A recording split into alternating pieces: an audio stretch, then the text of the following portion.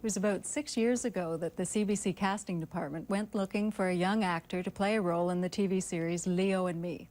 Well, the actor turned out to be Michael Fox. Since that time, the kid from Burnaby has never looked back. There's not too many other people from Burnaby who are Hollywood stars. Now, I guess the question is going to be, how did you get from Burnaby? What, did you take a bus?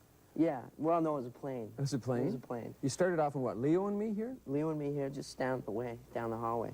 And when was that? it was, we were talking about this today, 77? 77. 76, 77. And then in 79, I moved down there, my 18th birthday. You're working at Paramount Studios, of course, the part that hasn't burnt down, and you're running into people, stars, all the time. I mean, is it a little freaky for you, people who you've watched on television? When Family Ties first came on, there were a couple of shows, and one show aired that was a big show for me where Alex, my character, lost his virginity. So I'm walking along down to the cafeteria, and this little guy about my height, started jumping up and down and yelling at me. He came running at me. I thought, oh, Jesus. And it was Henry Winkler. And he was going, you're so good, you're so good. And I'm like going, you're okay, too. You're not too bad.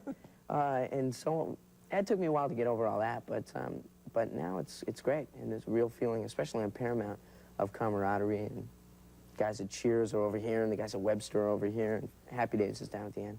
Before you went down to Los Angeles, you did one stage show at the Arts Club here in Vancouver, Shadowbox. Wasn't Newman interested in using you for the film? Yeah, I was gonna do the actual film, the TV movie of Shadowbox, but I couldn't get out of it. Norman Lear wouldn't let me out of the series, which the one consolation in not being able to do it was knowing that it came down to a meeting between Norman Lear and Paul Newman Over Michael Fox from Burnaby. Which I thought was pretty good. If I could just have videotape, of that meeting, it would be good enough. But I guess once you get to a certain stage in your career, you have to turn down some parts. You can't do them all. Is there any part that you've maybe turned down or you missed out on that really bothered you?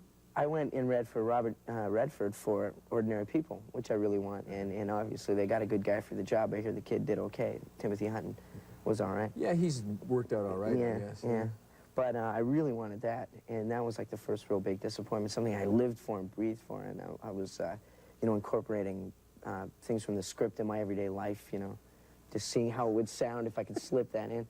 But I didn't get that. And then there were a few things, and it seemed that every time I put that effort into actually getting something I really wanted, I didn't get it. And then when Family Ties came up, and the part of Alex was another character that I just thought, I'll die if I don't get this. But I tried to really play it down, and that's like the first time it ever worked out. What's in the future for Michael Fox? No definite plans. Hopefully employment would be good.